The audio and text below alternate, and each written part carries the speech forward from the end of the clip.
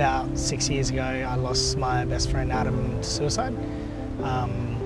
I grew up with him, same street, best mates through high school, I guess, yeah, we grew into men with each other, so that was awesome. And yeah, so many incredible memories. But yeah, so that was unfortunately my experience.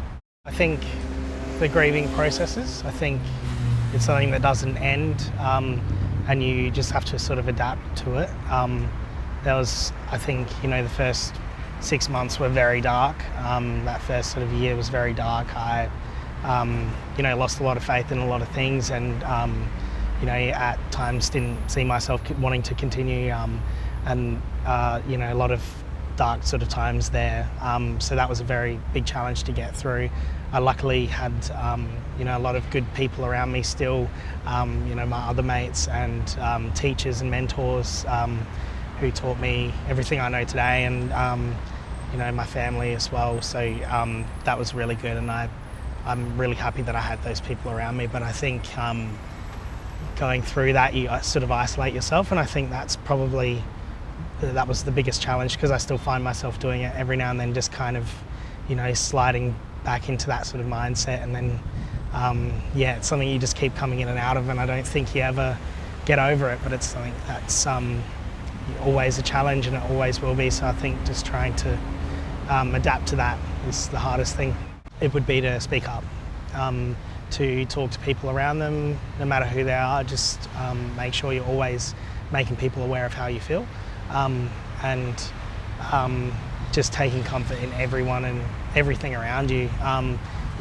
Go out and do some things that you've never done before, and just try and soak up as much things as you can. I think that helped me a lot along the way. I just tried a few different things, and pushed myself to a few new hobbies and risks, and those sorts of things kept me stimulated and kept my mind from sort of falling back into that dark area. So that would be, yeah, that's my advice. Just speak up and make sure everybody knows how you feel.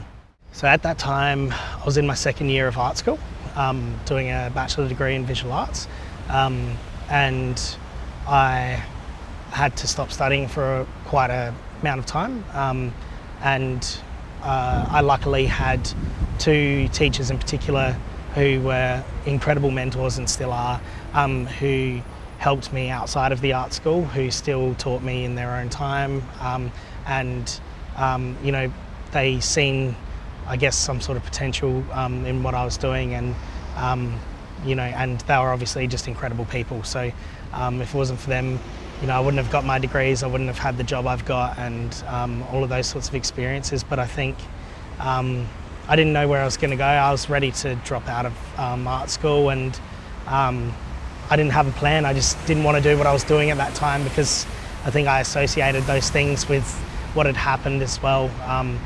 It was the night that I found out, or the night it happened, was the night that I did drawing classes, and so I could never go back and do drawing classes at that time, and so I had to change my schedule and things to try and not act like it didn't happen, but to try and help myself to just continue in a different way.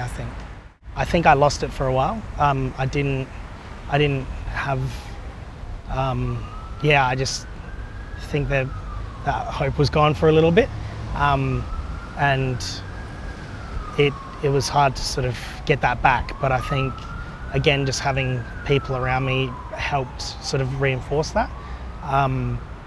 And yes, it's a really tough one, because I think at the end of the day, I try and be as positive as I can about everything, and even though I'm obviously incredibly upset that I lost my friend, I still now hope to this day I'll see him again in some other life, and that's one thing I just want to try and keep faith in. So stay connected with them.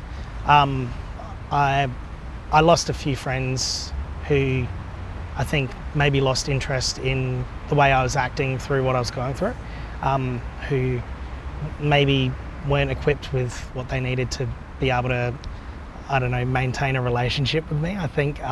So make sure you're always there for your friend, or whoever's been through that, because even if it's just to be in the same room, inhabit the same space, you don't have to say anything.